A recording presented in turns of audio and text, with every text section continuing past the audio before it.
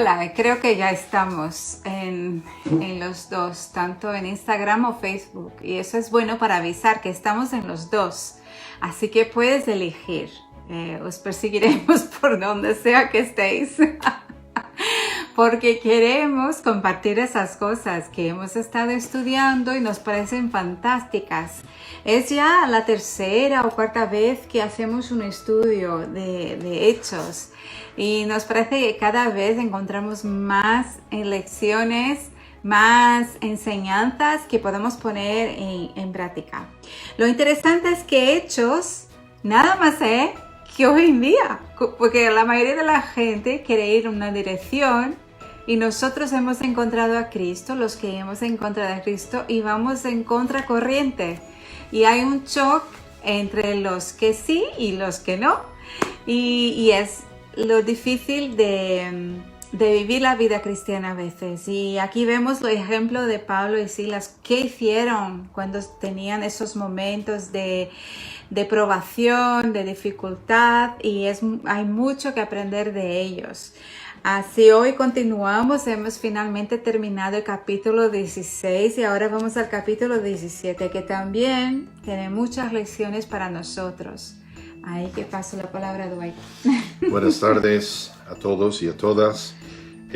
Pues, como dijo Mara, pues empezamos capítulo 17 y pues estamos con Pablo y Silas en su segundo viaje misionero. Y pues en capítulo 17 pues hay tres lugares donde hay predicación y ministerio: en Tesalónica, en Berea y luego en Atenas. Y no habrá tiempo para abarcar los tres lugares, pero si esperamos que podamos pues acabar de solo la predicación en Tesalónica y luego en Berea, que es muy interesante, y luego Dios mediante la semana que viene pues haremos pues lo de Atenas, que bueno, es uno de los lugares más fascinantes, ¿no? Pues terminamos capítulo 16 con, dice versículo 40, entonces saliendo de la cárcel, pues Pablo y Silas, pues los magistrados habían venido para soltarles y así.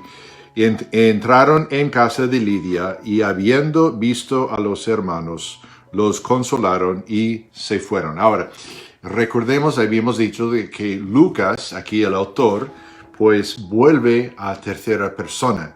Quiere decir, él no les acompañaba a Pablo y Silas a Tesalónica. Por alguna razón, parece que se quedó en Filipos, quizás a propósito, para cuidar a los hermanos. En total, es realmente un ejemplo de la iglesia en Filipos, que tuvo un principio fascinante de la conversión de Lidia, el carcelero, del carcelero y su familia, la familia de Lidia y quién sabe cuántos más, algunos cuantos más. Pero luego llegó a ser una iglesia muy responsable, porque luego vemos que ellos, Pablo hace mención de que ellos le ayudaron con ofrendas, o sea, con apoyo financiero, mientras que él estuvo ahora en Tesalónica. O sea, no esperaron ningún tiempo, eso Pablo lo menciona en Filipenses, capítulo 4, de que ellos en más de una ocasión, Pablo está dándoles gracias cuando escribió la carta a la iglesia de Filipos, lo que llamamos Filipenses, y Pablo les da gracias de que ellos en varias veces le apoyaron. Entonces, es un ejemplo de Filipos. De nuevo quisiéramos saber más, pero parece que una iglesia que creció y empezó a pensar en lo exterior. Ellos estaban agradecidos al Señor por lo que Pablo y otros y pues querían ofrendar. Es un ejemplo para nosotros de que a lo mejor no es mala idea leer Filipenses esos pues días. Sí. Para hacer la correlación entre una y otra. Exacto. Y después de esa primera parte de leer primera y segunda Tesalonicenses, que también son las cartas. Sí. Entonces, bueno, así, entonces pues Pablo y Silas, pues dice en capítulo 17, pasando por Anfípolis y Apolonia, llegaron a Tesalónica, donde había una sinagoga de los judíos.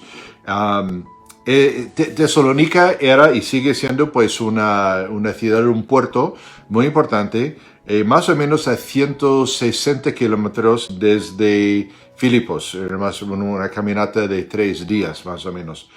Hoy en día Tesalónica en el país de Grecia sigue siendo pues una ciudad bastante importante, una ciudad muy comercial y así. Entonces aquí nos dice de nuevo de que Pablo era la estrategia de Pablo de ir pues a las sinagogas. Nos recordamos que en Filipos no había mucha población judía y porque no había sinagogas, sino que los judíos hubo un lugar cerca del río donde se reunieron para orar. Pero aquí pues en Tesalónica pues tenemos evidencia de que había una presencia mayor de judíos porque existía una sinagoga. Y dice en versículo 2, y Pablo como acostumbrada fue a ellos y por 3 días de reposo discutió con ellos, declarando y exponiendo por medio de las escrituras que era necesario que el Cristo padeciese y resucitase de los muertos y que Jesús, a quien os anuncio, decía, él es el Cristo. Ahora, aquí es interesante. Vamos a ver unas cosas. Bueno, el día de reposo pues era, claro, el sábado. Y entonces tenemos por evidencia de que Pablo solamente estuvo, luego vamos a ver que no pudo, realmente no pudo pasar más tiempo, pero estuvo como 3 semanas en Tesalónica, y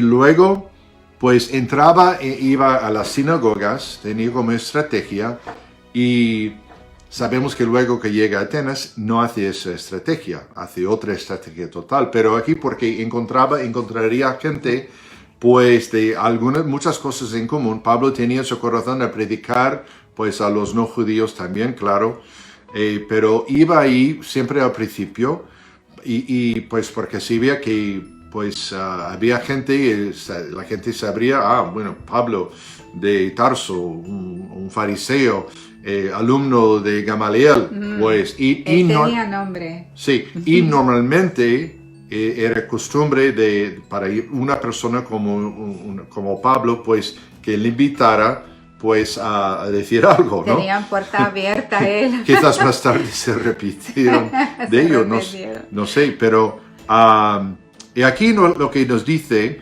como acostumbraba, fue a ellos y por 3 días de reposo discutió con ellos. En el griego, lo que es el idioma original de ese escrito, la palabra discutió, es de donde viene nuestra palabra dialogar. Pablo dialogaba con ellos. Me encantaría para verle,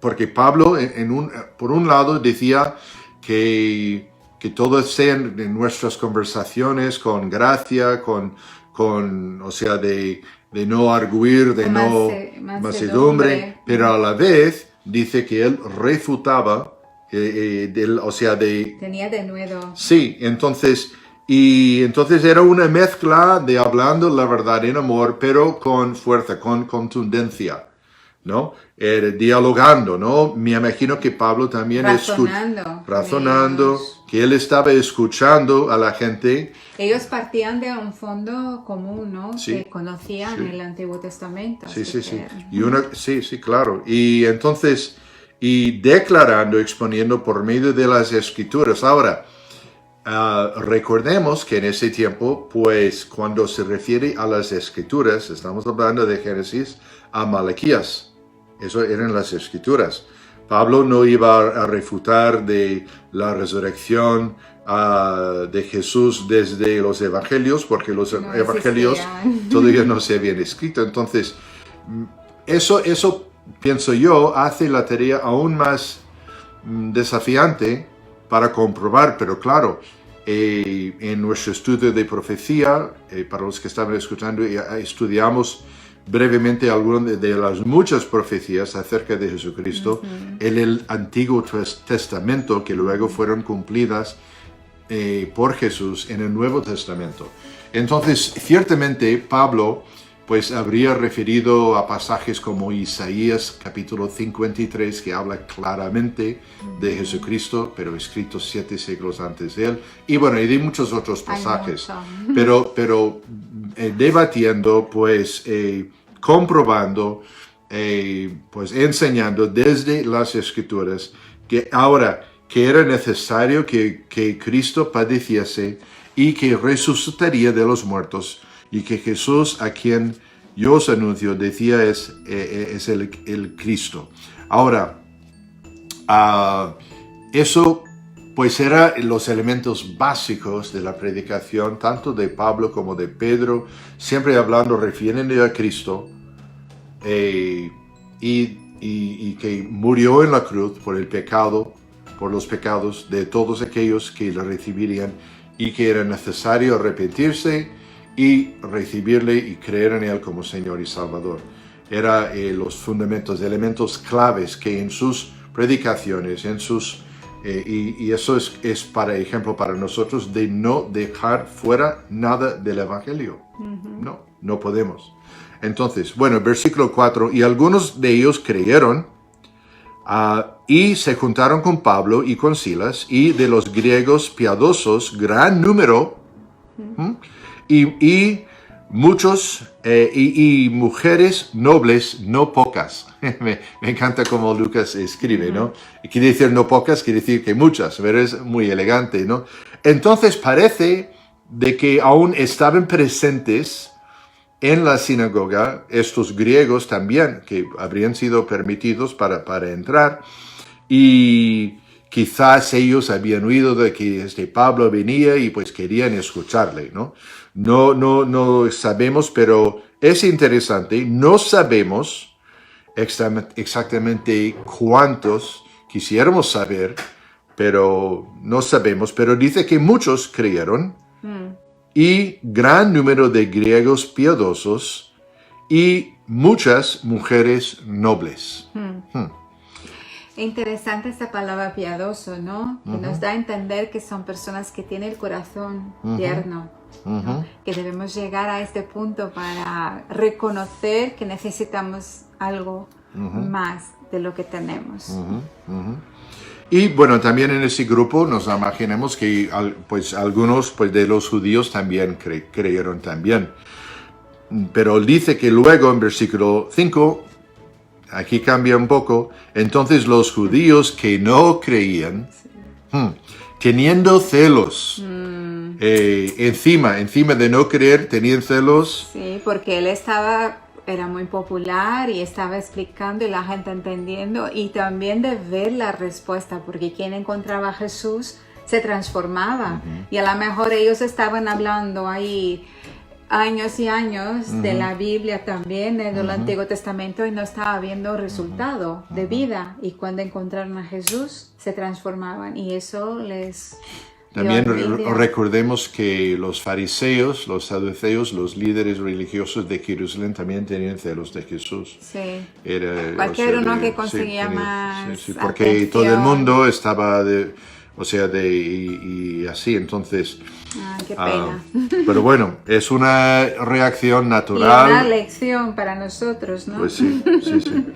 Entonces, teniendo celos, tomaron consigo a algunos ociosos, hombres malos, y juntando una turba, alborotaron la ciudad, y asaltando la casa de Jasón, procuraban sacarlos al pueblo. Jasón era pues un creyente, pues quizás en este grupo que se había convertido, y parece que pues ahí fueron a su casa, y pues no le escucharon, pero parece que Jasón era estuvo en el lugar incorrecto en el momento incorrecto, porque procuraban sacarlos al pueblo, pero no hallándolos, trajeron a Jasón y algunos hermanos ante las autoridades de la ciudad, gritando: estos que trastornan al mundo entero también han venido acá. En realidad, es interesante, en la versión en inglés dice, esos que han dado vuelta al mundo, volcado el mundo, pues han venido aquí también, entonces ya tenía fama. Pero en realidad tenemos que ver que el mundo ya estaba volcado, ya el mundo ya estaba boca abajo. Ellos lo estaban arreglando, enderechando, poniendo así. El mundo en que vivimos está, debido al pecado, a la rebelión contra Dios, el mundo en que vivimos está trastornado, volcado, valores, boca abajo.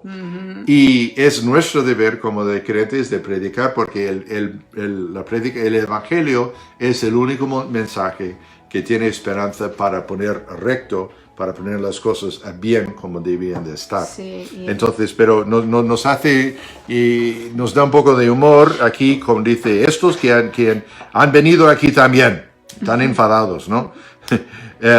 Y luego, pues, y eso no es el fin, ¿eh? Y a los cuales Jasón ha recibido. Y todos estos contravienen los decretos de César, diciendo que hay otro rey, Jesús. Y alborotaron al pueblo y las autoridades de la ciudad oyendo estas cosas. Pero obtenida fianza de Jasón y de los demás, los soltaron. Entonces, Jasón, pues pobre, él pues tuvo que dejar algo para comprobar y así de... Seguramente él también se llenó de gozo por ser encontrado fiel a Jesús, ¿no? Ellos siempre se alegraban cuando eran perseguidos porque se encontraban dignos de tal cosa en nombre de Jesús. Entonces, estos, saben que cuando por detrás de alboroto, de esas manifestaciones, todo, realmente hay un odio y ahí es guerra espiritual. Recordemos que el enemigo, Satanás, pues quiere apagar, quiere trastornar, fastidiar, cualquier fastidia, o sea, de luchar contra el avance del Evangelio. Entonces, él, pues, es el que está por detrás de todo esto. Entonces, la gente está llena de estos judíos y otros, pues, que consiguieron, pues, estaban gritando y en contra de ellos, manifestando, diciendo que había otro rey y tal. Todos sus miedos no tenían base, porque aunque el Evangelio, pues claro, tiene implicaciones políticas, pero, y aquí una lección para nosotros, pero que el Evangelio por sí mismo hace a las personas mejores ciudadanos que antes. Y también la Biblia nos insta de orar por los líderes políticos, por los que están gobernando. Pero bueno, ellos están ya... El Evangelio nos enseña a ser ciudadanos muy dignos, porque debemos orar por respetar, orar por ellos y influir en la gente al bien. Si seguimos a Cristo, vamos a ser buenos ciudadanos. Exacto. Entonces, vemos eso lo que había sucedido en Tesalónica, pues una manifestación, alboroto y tal. El Evangelio, cuando se predica y eficazmente, pues habrá esos tipos de respuestas. Por un lado, que pues sí, recibieron el Evangelio con gozo, con ganas, y hubo, quién sabe, quizás 100 personas o más que se convirtieron en esas 3 semanas. Quién sabe, yo diría mínimo 100 y quizás más, porque Pablo dice no pocos, quiere decir muchos, perdón, Lucas dice. Pero luego, pues, la otra respuesta de oposición. Porque oposición de no solamente, puede haber también un rechazo pasivo. Así que sí. Pero luego en hubo pues una reacción muy agresiva que querían, ellos no habrían estado totalmente insatisfechos en asesinar a Pablo y Silas. Querían apagar, porque estos que habían venido pues que habían estado pues volcando el mundo, habían venido a Tesalónica también. Sí. Entonces, Y esto es, yo veo que es una historia que se repite, que va generación tras generación, la persecución a los que siguen a Cristo. Y nada más es que es la guerra espiritual, ¿no? Que la Biblia dice que nuestra lucha, nuestra batalla no es contra sangre, sino contra huestes espirituales. El mundo espiritual está muy activo y el mundo espiritual quiere cegar a la gente a la verdad del Evangelio. Así que no sé, al que me escucha, ¿no? Que a lo mejor todos ya seguís a Cristo, pero alguno puede que no. Y a lo mejor tu experiencia ha sido esta, que te has arrimado hacia Dios hasta un punto y de repente algo pasa y tú das 2 pasos adelante y 4 para atrás. Esto nada más es que la guerra espiritual en tu vida. Si tú lo sabes, cuando pasa algo, tú vas a decir, mira, eso no puede ser y yo voy a continuar firme. Pero hay que tener idea, nosotros vivimos muy ignorantes en un sentido de lo que pasa en el mundo que no vemos. Y debemos siempre estar orando y pidiendo a Dios que nos libre de estos asaltos y que podamos tener nuestra visión clara para ver quién es Dios, quién es Jesús. Y entonces hoy, si tú tienes dudas en tu corazón de recibir a Cristo, esas dudas no vienen de la nada, vienen de una guerra espiritual.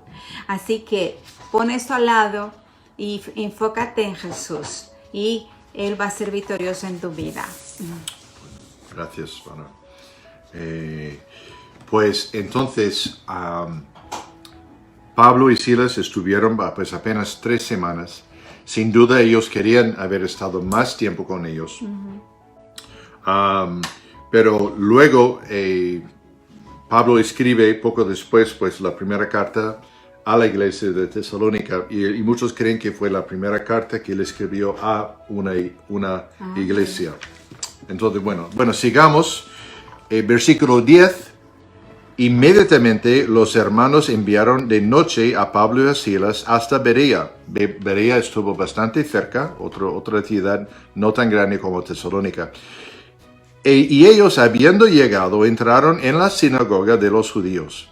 Y estos, hablando de la gente de Berea, eran más nobles que los que estaban en Tesalónica, pues recibieron la palabra con toda solicitud, escudriñando cada día las escrituras para ver si estas cosas eran así. ¡Wow! Este es un ejemplo, ¿no? Total. Porque la fe en Cristo no es una fe, bueno, en un sentido, la fe es ciega. Tú crees en algo que no ves. Pero una fe en Cristo, tú tienes aquí un libro que lo puedes escudriñar y conocer a Cristo. No es una historia que hemos inventado, es algo que está escrito en siglos. Hoy en día, pues en varios países del mundo, pues, bueno, mi punto de referencia es a Estados Unidos, pero encuentras varias iglesias con el nombre de Berea, ¿no? Iglesia Bautista Berea, iglesia tal cual de Berea, así el nombre también de Antioquía, pero también de Berea, pues viene Buen de eso. ejemplo. Sí. Que eran más nobles, que recibieron la palabra con toda solicitud, escudriñando cada día, no solamente una vez a la semana, cada día estaban mirando si Pablo había hablado de Isaías capítulo 53, por ejemplo, ellos realmente estaban indagando, leyendo y hablando entre ellos. Oye, ¿de verdad se está hablando Isaías, hablando de Cristo? Pues mira, pues sí. Y otra cosa que pensaba yo antes, y no solamente de Berea, sino de Tesalónica, cuando Pablo está hablando acerca de la resurrección de Jesucristo, ¿qué es lo que tenía que comprobarlo? ¿Qué es lo que tenía para comprobarlo? Porque los evangelios no se habían escrito todavía.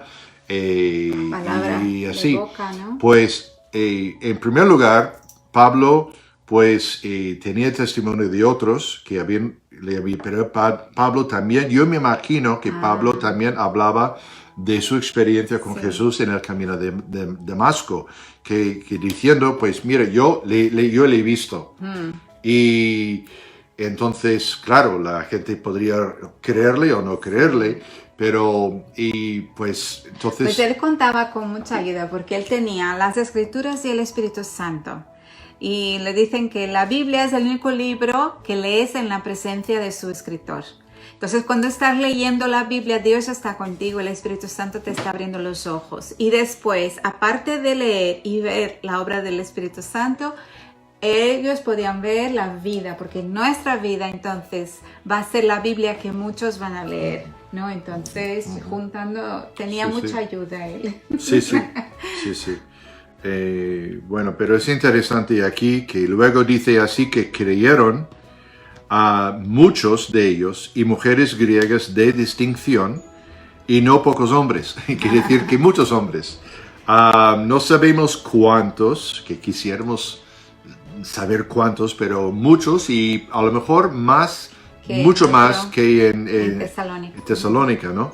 Pero porque los de Berea pues tenían sus corazones abiertos y tenían sus cabezas claras, tenían sus mentes abiertas, estaban escuchando. Einstein dijo una vez que nuestras mentes funcionan como paracaídas, mejor abiertas. Y la gente, los judíos y los griegos de Berea, pues sí, tenían sus mentes abiertas, ¿no? Y su corazón abierto, y para realmente querían dejar atrás cualquier prejuicio y querían realmente pues saber si esto era verdad o no. Entonces, un ejemplo.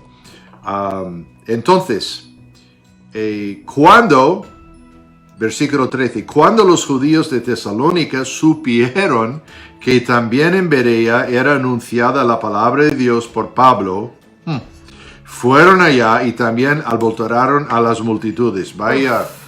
Que no bastaba en su ciudad, querían perseguirles de verdad, ¿eh? Era ya la quinta vez que Pablo tenía que enfrentar un alboroto, una manifestación, que a lo mejor él ya estaba acostumbrado a ello y de bueno, ahora viene otro, ¿no? Lo que decías el otro día, que cuando él llegaba a una ciudad preguntaba cómo eran las cárceles. Sí.